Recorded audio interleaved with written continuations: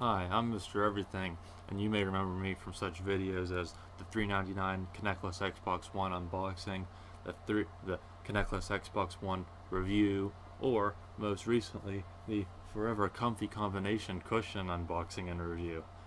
But I'm back to making videos, and now that Xbox is back to updating and I'm still part of the preview program, I figured I'll go ahead and start doing the previews for the month ahead because they don't go public. So this is basically a video showing you what the public features will be. If you hear some rumbling, I gotta have my little extra heater on in the background to keep it warm in my room because it's a little chilly out. But Al Gore wants you to pay him money to fix that. It's not cold enough. So basically just a March update here. You have to go to new experiences. So finally screenshots have been added in. You don't have to read this, I'm just letting you know. Suggested friends, it's an okay feature, but I wish they could edit it a little bit. Sharing your name, you can always share your name, but I guess now the settings are a little different, but I just share it with select people. Tile transparency, you can now adjust the transparency levels, but that's something I gotta talk about too. And then privacy and online safety settings, which we don't really care about. So the first one, let's just go to the suggested friends. It's a neat idea. It's kind of like on Instagram. Like you might not know everyone's username from Facebook or what they would use on there. So it's neat when they can find out who your friends are, friends of friends, and people in similar interests. So I have these suggested friends here, and the only issue is I don't like them being right there because this is obviously your most utilized section is who's online, and then you can select favorites if you want. So I guess they would show up here too, but I would rather have the suggested friends like after the bottom part here instead of right there, but it's no big deal. They only take up 2 spots. I thought there were more suggested friends, so I'm not sure if there's another way to access the rest of them or not. Oh, it's right here actually. It's on the side column. So then I guess this will just show you. And while I'm on the topic of friends, I don't like the difference between the following and the friends. I wish you could add everyone as a follower. So then everyone that adds me would be a follower. And then I could just add them back, and then that would make them a friend or something. I don't know if that's how it works, because sometimes I follow people and it says I'm their friend, but then I think like they're not. I don't totally understand that, but it's not that big of a deal. So now the next thing, and this is really where Microsoft dropped the ball big time. Let's go into tile transparency. This feature was added last month, and they would ask you in the quests and the surveys, do you want to see a slider to change it? And I thought, well, yeah, because let me go back here. I like the green, like that Xbox preview logo. I like that green color. But when you make the green transparent, partially transparent on this wallpaper, it looks hideous. But everywhere else, so I switched to gray because gray kind of just looks invisible on this. But you go to your apps, like your friends, and I hate that boring, bland gray sidebar. So I would like a setting to have the green, but to make the tile totally transparent, just completely invisible, a tile. And I thought that was what this setting was going to add, but it doesn't. So let me go down to tile transparency. You have solid, which is if you don't want transparency, mostly solid, partly transparent, and then mostly transparent. So really, the only difference is solid to mostly transparent, which is what they added last time. So they didn't actually make any higher levels of transparency. They just made it more opaque with each one up, which why they wouldn't just go that final last way and just have completely invisible to completely opaque. I don't get that. Hopefully that'll get added in. I don't know why they wouldn't do that. That's what I assumed they were going to do. Why I would want to make it any more opaque or any more solid. I would rather go the opposite and make it even more invisible than this. So I wish they would really do that, so that way I could go back to my green theme, which I really like the most. I mean, come on, Windows has that feature. These guys have to have something in common with Windows. They wanted this to kind of emulate Windows 8, so just add a slider to change the thing like you can on your computer, please. Just an actual slider too, so you can pick the exact amount. But that's just my nitpick. So let's move on to the bigger feature here, which would be in-game screenshots. So this is going to be a little bit hard to do because I have my controls mapped out for the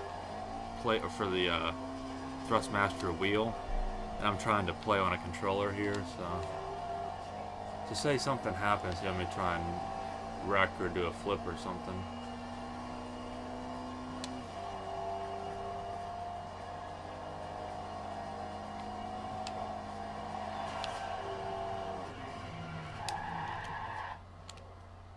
Okay, so basically what I did was I double, see that's always a problem, gotta do it a little slower or something.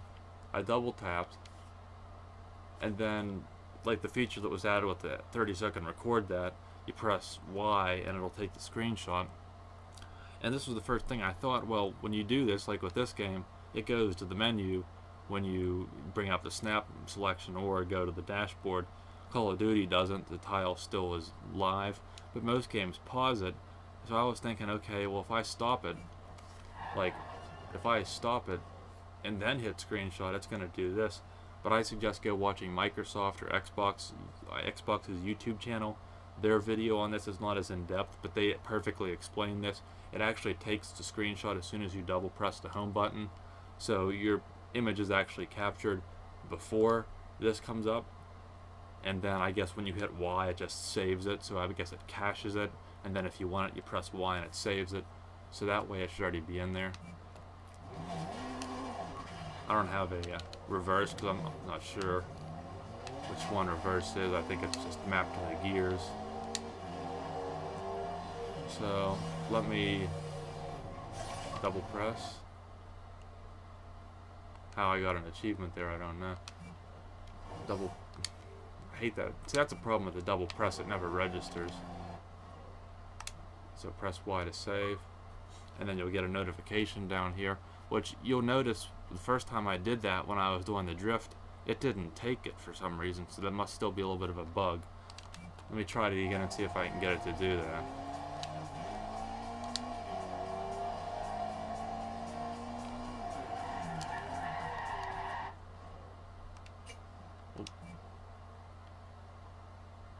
See, it's a little messy because it's hard to double press. They even addressed that in the older patch where it was supposed to be easier, but sometimes it just kicks you off to the dashboard. So try it one more time.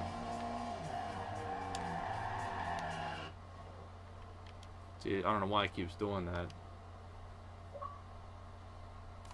Okay, it took that time. So you should be getting the point. But I've run into a few issues here. Maybe it's on my part because I'm not that familiar with it. Try it again. Real quick double press. And a real quick press of Y. Okay, it's taken. So maybe I just wasn't doing it right the first few times, but nonetheless, that's how you take a screenshot. You can only do them in game. Like if I try and do it here, it just opens up the snap bar and opens up the main screen again.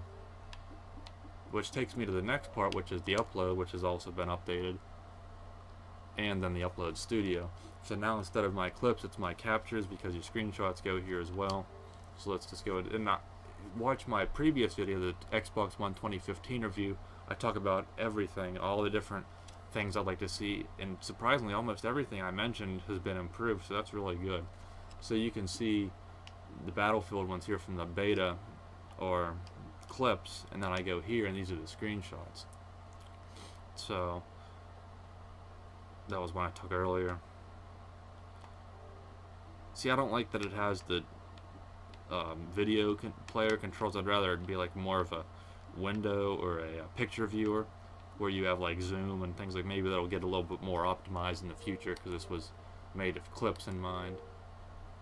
And you can see I took that one on purpose in the menu because you actually capture what comes up before that menu pops up. So that's just basically that gives you the gist of how that is. And let me go into the Upload Studio, which has also been renovated. And that was another big one I was saying. I mean, I don't expect Photoshop or Premiere or Windows. I don't expect all that, but I'd like it to be a little bit more in depth, a little bit more control, and they did just that. So I'm pretty much happy with it. I don't know how much I do it. I just kind of, if I have a good kill streak or something, I'll go ahead and make a clip, but that's about it. But it doesn't hurt to have these. I might use them. So you can add up to 30 minutes of footage now, but you still can't record a 30-minute clip. Again, I have an external hard drive, so why they aren't allowing that yet, I think they're working on it. That's what I've heard, but that's a rumor. It probably will be added in the future, but you can see you got effects. You can do title overlays, green screen if you have a Kinect. So that's just another gimmick. If you buy the Kinect, you can pretend you have a green screen. And then there's different templates, pre-made templates. You can make your own, and it's pretty neat. So people that are really into the upload will probably really enjoy that. It runs quicker. Like this, the thumbnails used to take longer. That was a big complaint.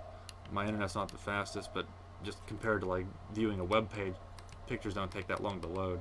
So it was something with their software, and it seems to have been fixed. I think that's about everything they did this month. Again, I'd like to see the full transparency, more in depth with that. I'd like more things when it comes to recording. I'd love to turn off auto record. I don't need every touchdown scored in Madden recorded. Make that a feature where you can disable it for certain games, not just altogether.